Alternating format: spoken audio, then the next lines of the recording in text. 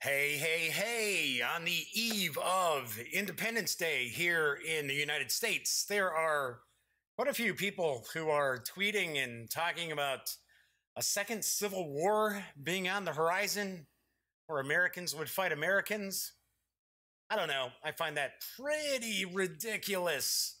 I don't know how you feel about it, but in my opinion, people need to know about history before they start commenting there's going to be another civil war. Anyway, on that note, the Daily Dope is in the air.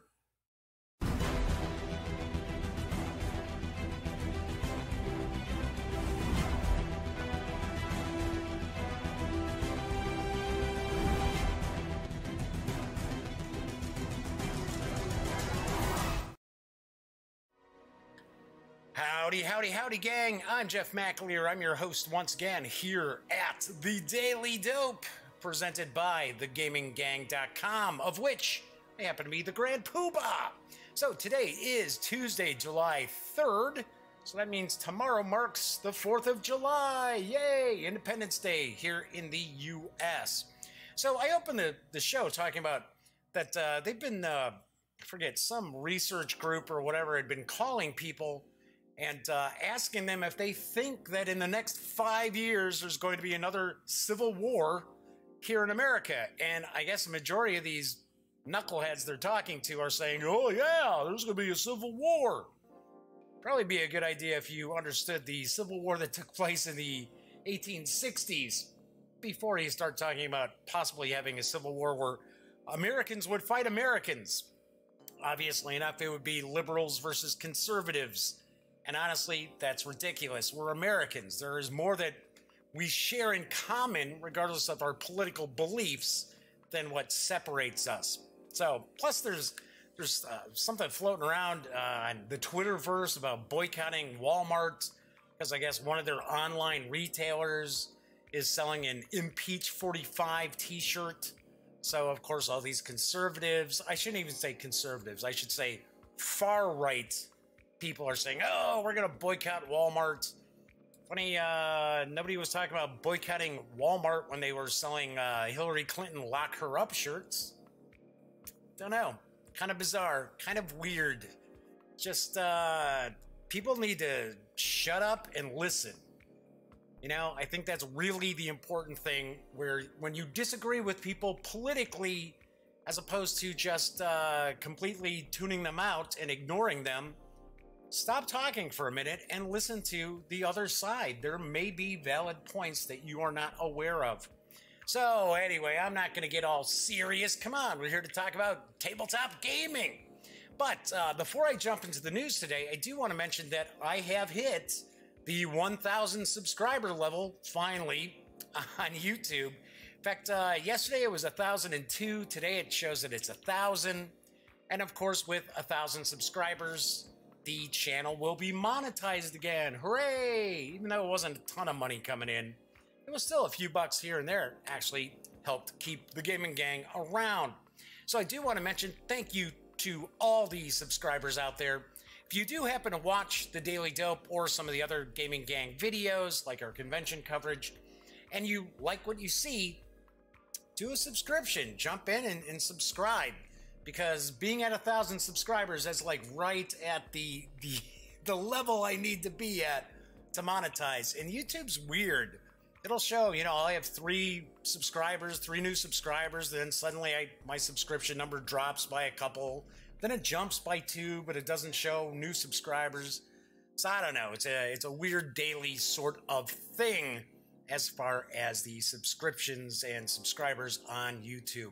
Speaking of YouTube, this is a live stream, so if you happen to be watching live and you want to say hello or have a comment or a question, because I am going to be unboxing the big expansion for Sword and Sorcery from Ares Games, Arcane Portal, in just a few minutes. So if you want to see something closer up about that or have a question about that, feel free, chime in, and I will respond. I do point out that chat is not on screen, and simply that's how I kind of keep most of the trolls at bay. All right, anyway, so there is some news today, a little quieter than usual, but that's mainly because the 4th of July is tomorrow, I believe. But IDW Games has revealed a release date for Batman the Animated Series Gotham City Under Siege, and I've got the dope. Batman the Animated Series Gotham City Under Siege is a cooperative game where each player takes on the role of a powerful hero and must battle against the multitude of villains threatening Gotham City.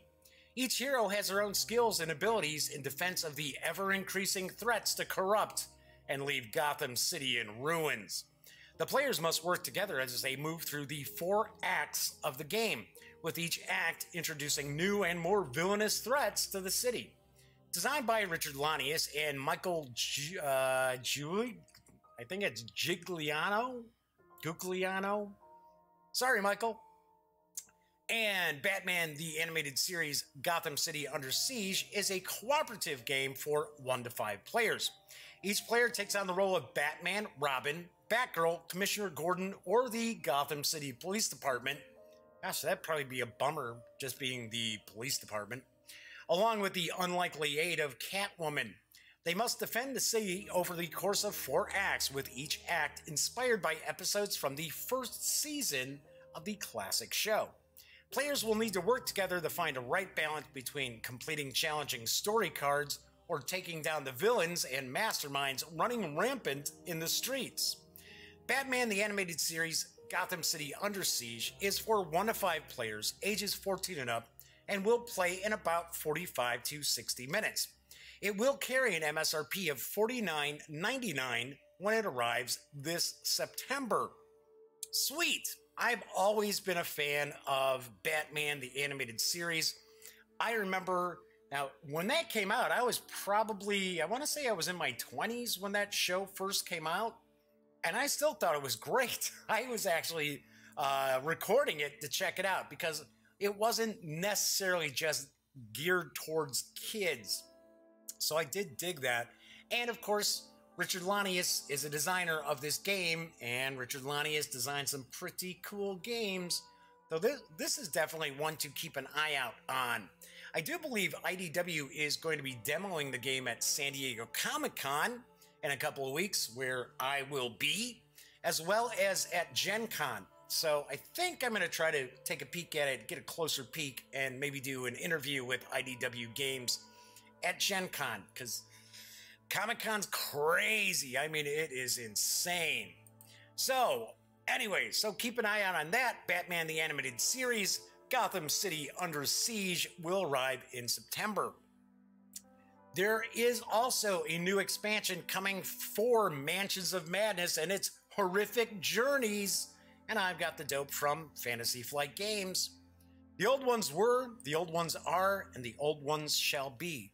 Not in the spaces we know, but between them, they walk serene and primal, undimensioned, and to us, unseen. From the Dunwich Horror by H.P. Lovecraft.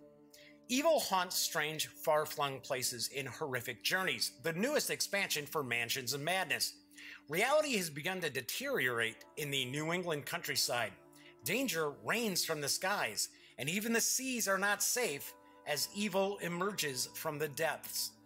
In the countryside, a speeding train desperately flees from a threat that defies all laws of reality. In the clouds, a dirigible's voyage is interrupted by a vicious murder as a storm rolls in. And on the waves, a luxury ocean liner has been sabotaged by some madman planting explosives to sink the vessel. Fantasy Flight Games is proud to announce Horrific Journeys, which you can pre-order at your local retailer or online through the FFG website. In this latest expansion for Mansions of Madness, the investigators of Arkham find themselves far from the comforts of home, and the danger increases with each step they take away from their beloved city. To stand against the coming darkness, Horrific Journeys calls upon 4 new investigators from a wide variety of backgrounds, including a sailor, a spy, a musician, and a waitress. These brave men and women are each more than meets the eye. What, they're Transformers? And the unique backstory on the back of their investigator cards tells you what has led them to this point. How they went from living the life of an average citizen to being thrust into the world of elder gods and monsters beyond comprehension.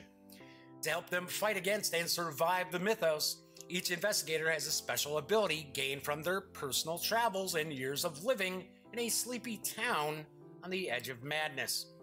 The sailor, Silas Marsh, may not have much experience with the supernatural, but he's willing to push himself further than anyone to aid his allies, flipping his horror cards face up to re-roll his dice during a test. Meanwhile, Trish Scarborough, the skilled spy, finds it easy to succeed while performing a search action. Jim Culver is one of the world's most talented musicians, and he begins each game with his treasured golden trumpet. Finally, Agnes Baker is a waitress with dark powers that she is only beginning to understand, starting each investigation with her own signature spell.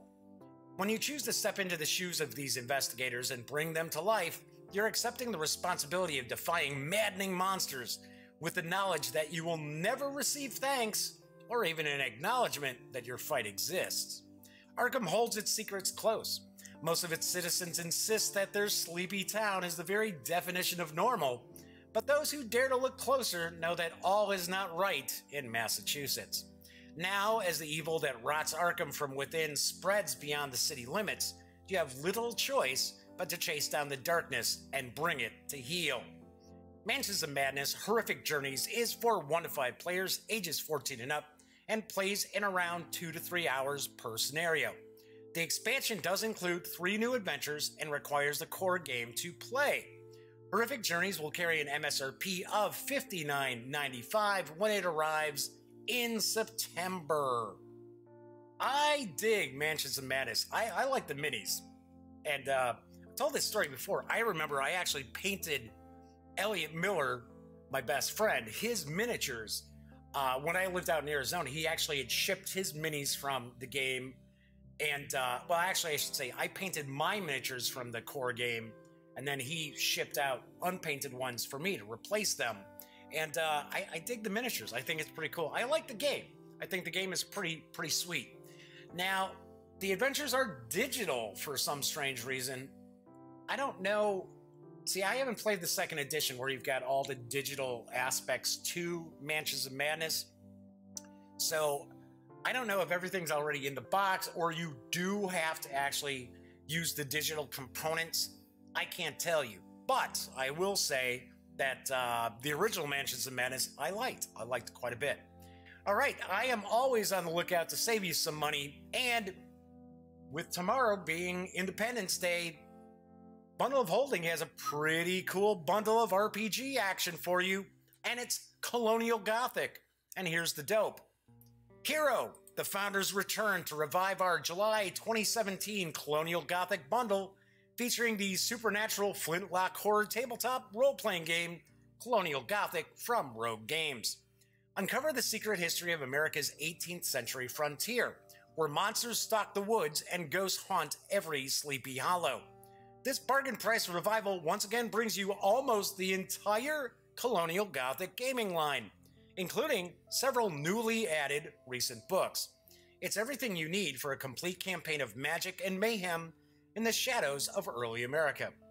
For just $7.95, you get all 7 titles in our starter collection, retail value $47, as DRM-free PDF ebooks, including the complete Colonial Gothic 3rd edition rulebook, 3 essential supplements, Game Master, Adventure, and the Player Companion, the adventures The Landlord's Daughter and the Legend of Sleepy Hollow, and the 174-page Beginnings adventure that kicks off the Flames of Freedom campaign about the American Revolution. And if you pay more than the threshold price, which started at $17.76, now stands at $18.40, I don't know why, you'll level up and also get our entire bonus collection with 11 more titles worth an additional $77. So a pretty cool deal. You're going to get over $110, actually I think it's over $120 worth of PDFs for $18.40. That's pretty sweet. Included in this extra level is the Colonial Gothic Atlas, a comprehensive 290-page guide to the 13 colonies, the province of Maine, New France, and the Caribbean islands, and East and West Florida. If you purchased this offer last July, you get the Atlas automatically on your Wizard's Cabinet download page, by the way. There's also Journey to Norumbega, a Lovecraftian mega-adventure set in the pre-colonial New World, well before the American Revolution. That one I'm not familiar with. There's also Heart in a Jar, exclusive to this revival and not available anywhere else ever. This new adventure sets the heroes to uncover the dark mystery of the ramshackle Palmer Mansion in Philadelphia. There's also 5 source books and setting guides. The Grimoire, the Bestiary, the Templars, Settings, that's just the name of the book, and the French and Indian War. There's also Lovecraft, which brings the Cthulhu mythos onto the American frontier, and the Colonial Gothic Game Master Screen, which includes useful reference charts. The Defeated Dead, a ghost story of vengeful soldiers at the site of the U.S. Army's greatest defeat. The entire Rogue Games share of this offers proceeds will be donated to the American Foundation for Suicide Prevention. So that is pretty nice that Rogue Games is actually giving up their entire cut of this bundle to charity. Normally it's only 10% of the purchase minus like gateway fees. So that's pretty cool. I have to point out, I like Colonial Gothic. I checked out some of the books from the 2nd edition, and then the 3rd edition came out. And gosh, off the top of my head, I can't remember the gentleman's name who's behind Colonial Gothic and Rogue Games. He had sent me the PDF for the 3rd edition, which was a mess. That's why I never reviewed it, because it had a lot of typos. It had a lot of stuff that you could tell was just like copied and pasted from the 2nd edition, but it didn't jive with what else was in the book. And there were quite a few examples of one thing being presented on one page and then something else on another page, which conflicted with what was already presented. And I had mentioned this, I had emailed and said, hey, you know, you really need somebody to really sit back and go through this, to really proofread this. And I was told, hey, this has been proofread like 5 times. We're done proofreading it. That said, it is a cool system. I think it's pretty interesting. The one thing that I had found was there wasn't a ton of horror in the releases I had taken a peek at. The horror aspects were almost kind of like secondary, plus a lot of the historical events and things like that. There's kind of a supernatural aspect to them. But what happened historically would still take place regardless of what the players did. That kind of threw me a little bit. But still, come on, for $8 for the basic level, you're going to get a lot of goodness. Plus, for $18 and what was it, $18.40? You're getting a lot of PDF RPG action. So very cool, very cool. So definitely check that out. Also, in other role-playing game news, Monte Cook Games has their pre-orders open for the upcoming Numenera 2, Discovery and Destiny. And I've got the dope. Set 1 billion years in our future, Numenera is a tabletop role-playing game about exploration and discovery. The people of the Ninth World suffer through a dark age, and an era of isolation and struggle in the shadow of the ancient wonders crafted by civilizations millennia gone. But discovery awaits those brave enough to seek out the works of the prior worlds. Those who can uncover and master the Numenera can unlock the powers and abilities of the ancients, and perhaps bring new light to a struggling world.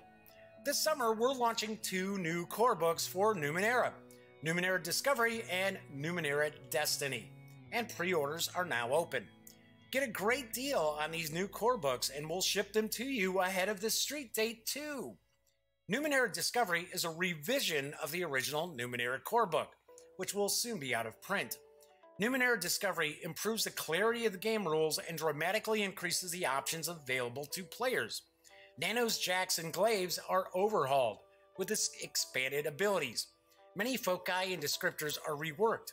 Numenera Discovery gives you more options, clearer rules, new adventure content, and expanded coverage of the Steadfast and beyond. In Numenera Destiny, become a part of the setting. and help shape the future of the Ninth World.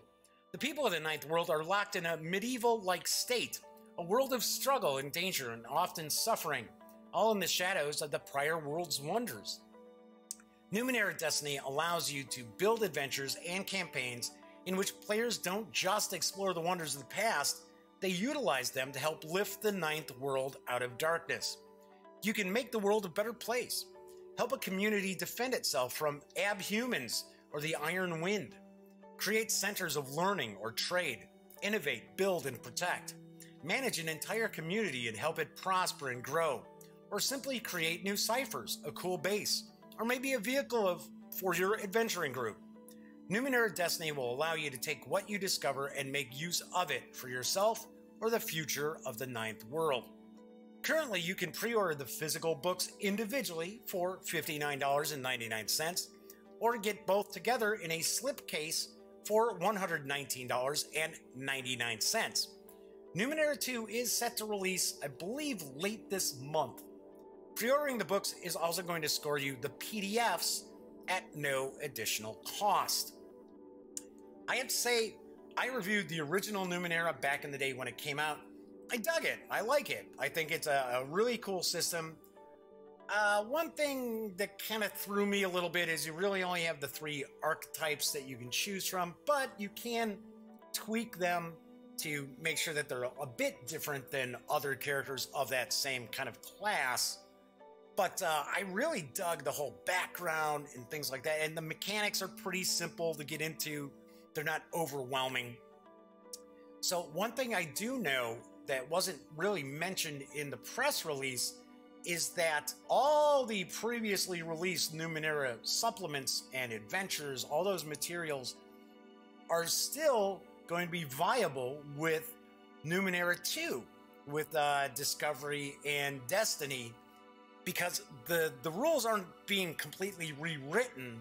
They're just being clarified. They're just being revamped to make the game clearer and easier for people to play. So I thought that was pretty nice that Monte Cook Games didn't just say, oh, okay, we're doing a brand new edition, brand new rules, and now after you've bought hundreds, if not thousands of dollars worth of our Numenera products, you're going to start from scratch. So big thumbs up for that. All right, so that is the news for today. I do want to point out there is a sale going on over on GMT Games website. And my friends over at GMT are celebrating the 4th of July by saving you plenty of dough on 3 Independence Day related releases. They have the American Revolution Tri-Pack, Guilford, Saratoga, and Brandywine available for order for $32.50. There's the coin title, Liberty or Death, for $41. And you can also get Mark Herman's Washington's War for a sweet $30. So right now over at gmtgames.com, you can order any one of those 3 or all 3 and actually save 50%. That is a sweet deal. Do want to point out over at GMT Games, there are some other titles that are on sale as well. They're not on sale for 50% off like these 3, but I'm telling you, if you have not played Washington's War, snag it. I know some people complain that it's not as historically accurate as they would like, but still, I mean, it's a card-driven game. You've got to have some leeway as far as the historical outcomes in a card-driven game. Liberty or Death is an excellent coin title too, and to score it for 41 bucks, that is awesome. So, by all means, get out there, get your hands on those if you don't already have them. So I've got all 3. So excuse me. So anyway, in fact, the funny thing is, if I were doing a show tomorrow, which I'm not, I had almost considered maybe doing a how to play Washington's War, because it's right here, kind of behind this kind of being hidden a little bit by the shelf behind me, but that is Washington's War right there, sitting there. So anyway, as I started to say, I'm not going to have a show tomorrow because I don't do shows on major U.S. holidays. I'm not going to have a show on Thursday either, and there may not be a show on Friday because I'm going to have the opportunity to go camping again, and it's pretty cool because my nephew Cameron will play games. My brother Greg will be there. He'll get in on some of the games. But then a lot of his high school friends, Cameron's high school friends, come up, and we tend to play games too. So, because got a big table in the camper and everything. So we're going to be doing that. But I am later on tonight going to shoot some video to share over the next 2 or 3 days. Like I said, it's up in the air. There might be a show Friday, might not be. I will give people a heads up on Twitter ahead of time. But I'm going to do a few standalone videos because, as I had mentioned last week, I've got quite a lot of stuff from Origins and other stuff that's been sent to me on top of that. So I want to try to get as much of that out there as quickly as I can because personally, I don't like to have a new release that I get and then a month later I still haven't shared it on the show. So as far as some of the standalone stuff, I am going to unbox and take a look at Germania Magna, which is from Phalanx Games, released through Ares Games. And it is a 4-player card game, but each of the players represents a Germanic tribe fighting the Romans. So I thought that looked pretty cool. And interestingly enough, of course, all the players are fighting the Romans, but yeah, I believe you kind of fight amongst yourselves too. So you have to kind of maybe come up with some diplomacy between the sides. So I'm going to do an unboxing and first look at that. Got some stuff I'm going to be taking a look at from Tiny Battle Publishing. So I've got Mark H. Walker's Dark War RPG. This is a light, kind of like military horror RPG and kind of tactical simulation. So we're going to take a peek at that. I am also going to take a look at YA Magazine number 11. And mainly because I think a lot of people don't realize all the goodness that's packed in an issue of YA Magazine, because you also get a game as well. And this issue includes Strike for Berlin, which is a hypothetical Russia invading Germany in 1920. So I'll be taking a look at that. I'm also going to take a look at the Warhammer 40k Wrath and Glory Blessings Unheralded. I was talking about this yesterday, and I pointed out that this was actually showing an MSRP of $9.99.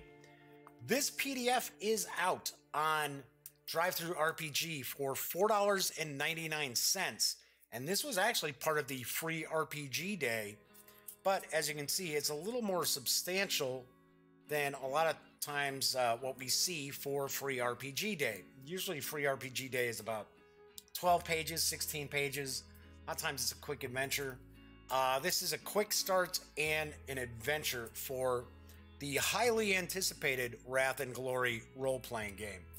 Then I am actually going to do a review of Fort Sumter, the Secession Crisis 1860-1861. So I can't say all of this stuff is going to be up this weekend or over the next few days, but I am not going to just sit around being like, okay, well, did Sword Sorcery Arcane Portal today and not doing anything till Monday. No, I've got a bunch of stuff that I need to get out there. And there's a lot of stuff that I want to crack open and take a look at because I want to play with it. So there. So also, next week. Okay, so if there is a show on Friday, we're just going to move all this stuff up a day. Except for Skies Above the Right, because that'll be on Wednesday for Wargame Wednesday. So, Friday or Monday. So I'm just going to say Monday, right? So for Monday's show, I'm going to take a look at Tales from the Loop from Free League, released through Modifius Entertainment. This has won numerous awards. I've heard great things about it, so I'm going to dive into this.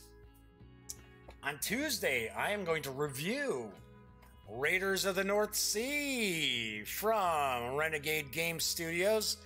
Give you a hint, we played it over the weekend a few times. Really enjoyed it. I enjoyed it quite a lot. And then on Wednesday, Oh, this one's fairly heavy. I am going to unbox and take a first look at Skies Above the Reich from my pals over at GMT Games. Yes, this one looks interesting. I believe the players are in control of the Luftwaffe, trying to shoot down bombers and that. Let me take a quick peek here. I'm trying to remember if this is a solitaire game or... It might be. It may be solitaire. Oh no, 1 to 2 players.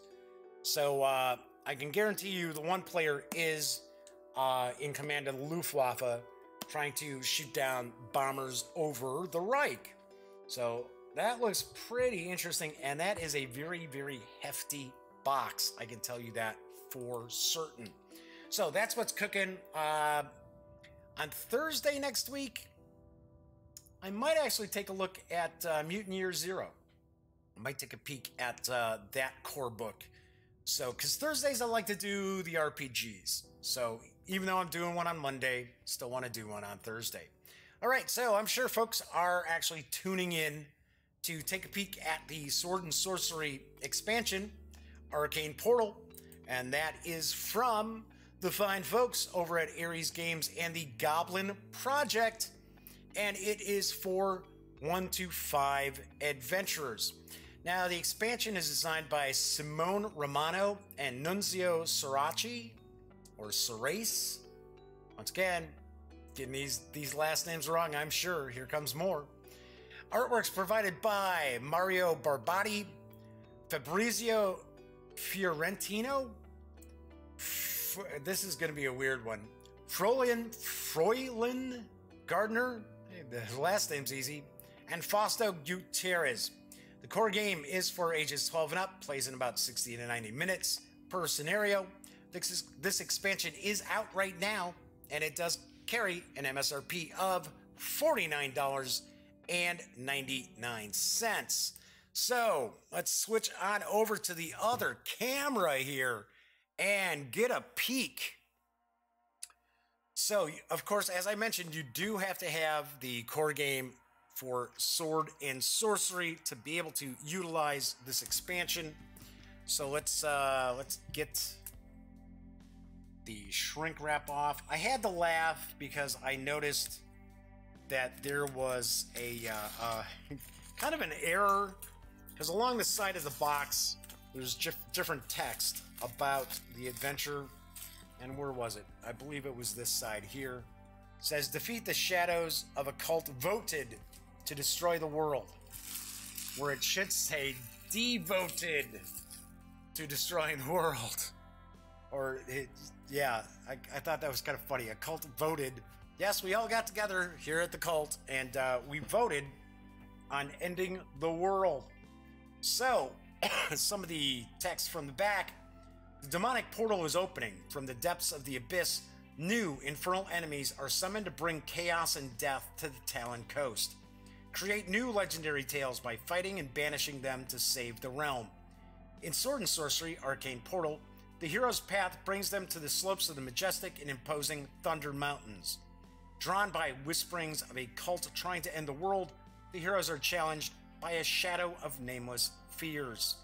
Continue the epic campaign you started in Sword and Sorcery Immortal Souls with the perilous quests of this expansion, introducing new dreadful enemies, especially designed to interact with each other to defeat any hero who dares to cross their paths. So I believe we've got like 15 new enemies, and I think there's a new big bad that you're going to take on. So let me grab a quick sip here. All right, so let's see what we've got. I liked Sword and Sorcery, Immortal Souls. I gave it, gosh, off the top of my head, I'm trying to remember. I gave it a review score in, I want to say in the 7s. Because I did like it. I did think it was a little, I don't want to say fiddly. Fiddly's just too easy a word to toss out there. I kind of thought that the mechanics were a little bloated for what the game was, but I still enjoyed the game. So, we've got the Ares catalog here. We've got the Book of Secrets. So the Book of Secrets is almost kind of a create your own adventure aspect of the book, of the game, I should say, of the book. Duh. So there's a Book of Secrets as far as the Immortal Souls core game for Sword and Sorcery as well. So we're not going to look through a lot of this because we're not going to, we don't want to ruin any secrets. I don't want to do any spoilers. So we got the Book of Secrets. Then we've got the storybook here. And it's going to talk about the new components, the Arcane Portal itself, playing it, infernal interactions, got a map of the Talon Coast, the first scenario, quest, Wishmaster, so it's showing the setup for that quest. One aspect of the game that I did think was pretty cool is that the enemies do kind of work together. There's an AI built into the game, so it's not just simply, oh, just beat down on this monster and you know, they don't have any real chance against you. It is a challenging game. At least the Immortal Souls core game was. So we've got the next quest, Hellraiser. Once again, showing the setup for that. Fear of the Dark. We've got that quest set up. And then we've got Ritual of the Beast. And then that quest set up. The areas look smaller. The game area looks smaller than in the core game. Doesn't seem to be as many tiles.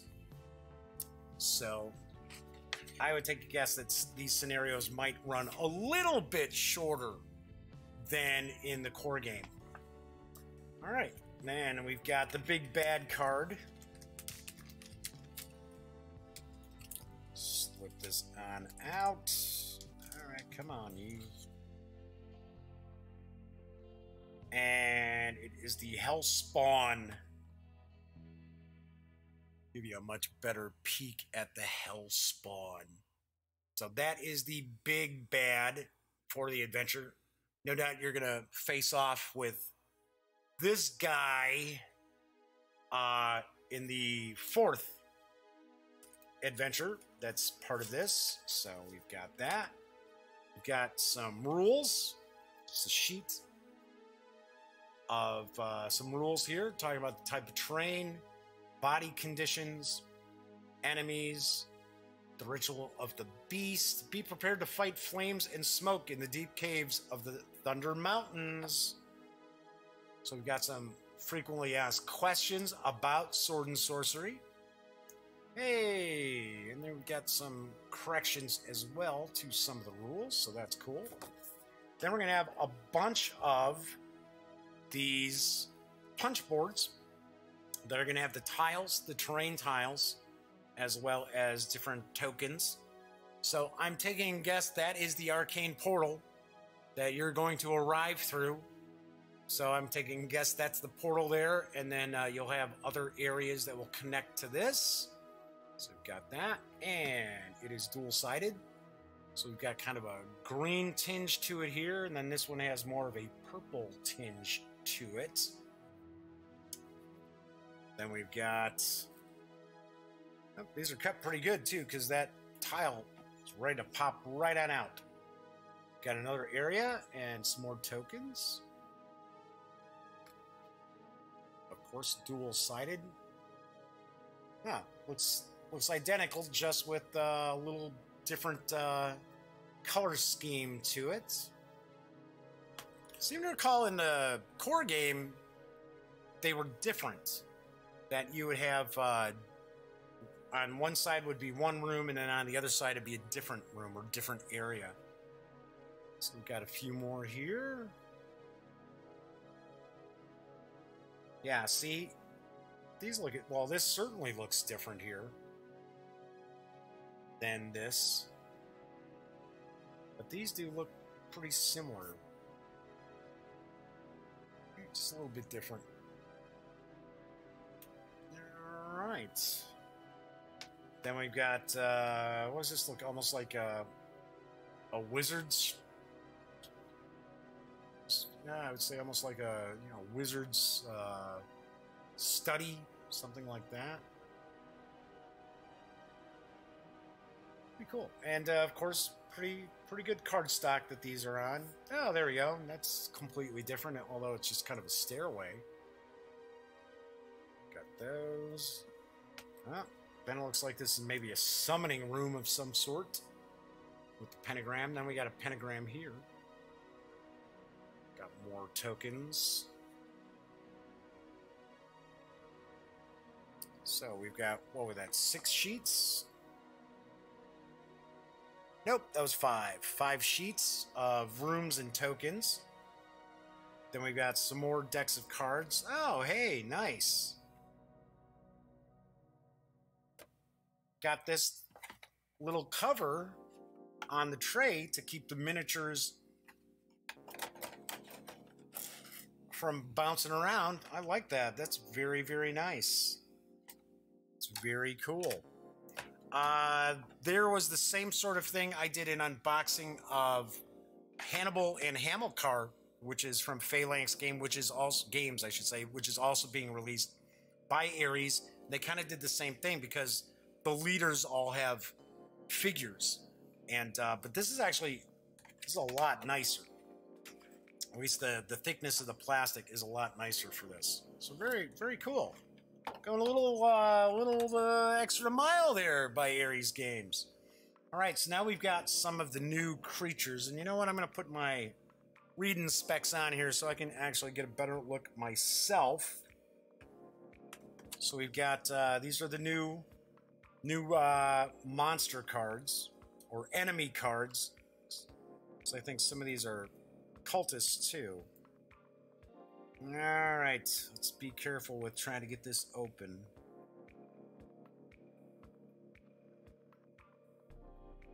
Come on. I don't want to nick the cards. Even though the reality is, I don't recall there being a whole lot of randomness, so I still don't want to nick the cards, but there we go, got that.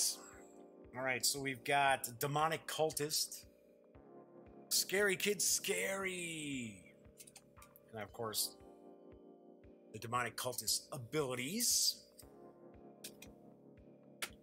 So we got another Demonic Cultist, and another Demonic Cultist, but if you notice, they're not, I mean, granted, the artwork for the cultist itself is identical, but you'll see that there's different backgrounds and those change as well. So we've got RB6, and then we got a Night Walker.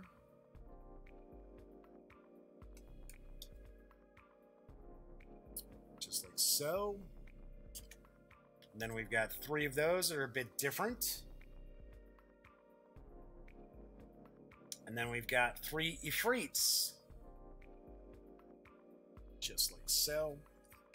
One of the little, excuse me, dings that I had with Sword and Sorcery, just the core game, was that it didn't have a lot of monsters. I mean, there were quite a few miniatures and things like that, but there wasn't a big variety of monsters that you were fighting.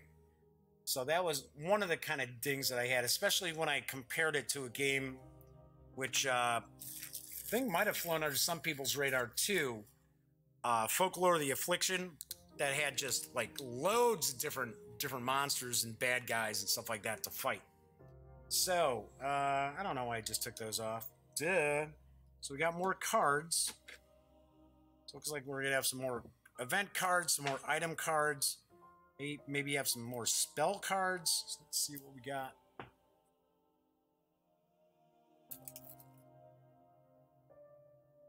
Okay, so we got events, treasure. These are new spells, New enemy powers. There's the enemy cards. That should do... Oh. We got orcish arrows, lockpicks, backpack, fire immunity elixir. So we've got some new items here as well. Got those. Then we got the enemy cards. So we got the Ifrit, got the Nightwalker, and the Demonic Cultists. And of course, these cards correspond with the other cards as far as color. So we got those. Got some new events. Just kind of give you an idea of the event card. I'm not going to look at all these because it kind of, spoils the surprise. Then we've got Shivan Stone. These are the two new spells. We'll take a look at one of the enemy powers. Just showing the... Whoops. Sorry, he was part of the enemy deck. Where are you going, buddy? Get in there. Right, kind of give you an idea. This is one of the aspects that I did think was pretty cool about Sword and Sorcery was that even though you didn't have a wide variety of different bad guys to fight, each one would be a little bit different because you would actually draw these enemy power cards. And then we'll take a look at one of the treasures. Black darts. Ooh, black darts. Nice. Okay, so we'll put these cards back in here. Now let's take a look at some of the minis. Aha! So far I can tell that this plastic is much more... it's not as flexible. That was one of the other things that I noticed with the miniatures in Sword and Sorcery. The core game, the miniatures were fairly soft plastic, so they kind of got bent up a little bit. But this Ifrit, he's solid. That's a cool sculpt, too. So, those are the Ifrits.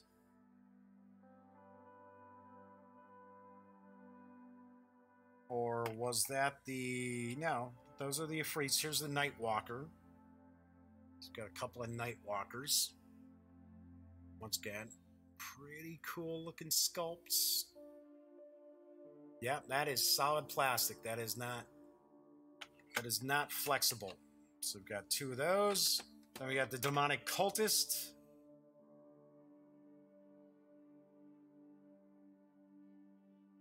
So paint up pretty nicely. Yeah, that's a good sculpt. Sometimes plastic miniatures have kind of a softer sculpt to them. These are pretty nice. And here we go. We've got the Hell Spawn. This is Whip. Okay, so of course the Whip is a little flexible, but the rest of them, these wings, well, oh wow, it's actually got two sets of wings. So that's pretty cool. Looks a little bit like the Balrog from the Lord of the Rings film. Yeah, he's looking a little bit like the Balrog. All right, and then here we also have in the different colors, we've got more of the Ifrits, more of the Night Walkers, more Demonic Cultists. And one thing I always point out is if you're playing Sword and Sorcery, the color code is important on these. So if you are painting these up, I recommend making sure that the band around the base, you paint the color, like this would be green. So you'd paint this up as green, but then of course, paint the rest of the base however you want, and of course the miniature too. But this way, when you know it's like, oh, so I need a blue Nightwalker, then right there, you would have the blue band around it. So Nice. That's very, very cool. So what do we got? Got 12, 15, 16 miniatures. So plus the cards and, of course, all the other goodies. So we've got that. Then we've got the 5 punch boards with the different tiles and tokens, different room tiles. We've got the rule handout, as well as some FAQs and some errata. We have the new Big Bad with their big card. We've got the storybook and the Book of Secrets. And that is what we find in Sword and Sorcery Arcane Portal when we take everything outside the box. Sweet. As I mentioned, this expansion is out right now, and you can pick it up. It carries an MSRP of $49.99. I gotta be honest, I have seen it at some online retailers for about $12 to $13 less than MSRP. So just floating that out there. Don't start emailing me telling me, how come you're telling people to go buy online? Don't you love your friendly local game store? Sure, but you know what? Not everybody has a friendly local game store, and some people, $12 in their pocket is a big deal. For some gamers, maybe that's not the case. All right, so there you have it. That's it for today's show. Let me point out once again that when you're not watching The Daily Dope, be sure to visit thegaminggang.com for all the latest in gaming news, reviews, comics, movies, TV. You know the drill. Get your geek on at thegaminggang.com. I will be back. I guarantee you I'll be back on Monday. Maybe back on Friday, but I guarantee I will be back on Monday. So be sure to enjoy your 4th of July if you live here in the U.S. If you don't, well, definitely enjoy the rest of your week. I hope you have a great weekend. I will be back. And of course, as always, thank you for watching.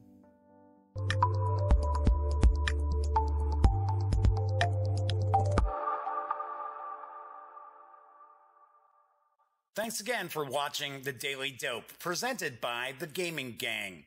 If you like this episode, be sure to give it a quick thumbs up. And if you dig the channel, please subscribe. If you'd like to check out our previous episode, click right here. And if you want to check out a somewhat randomly selected episode, give a click right down here. It'll be like opening a box of Cracker Jacks. You just don't know what you'll get. Once again, thanks for watching, and I'm Jeff McAleer.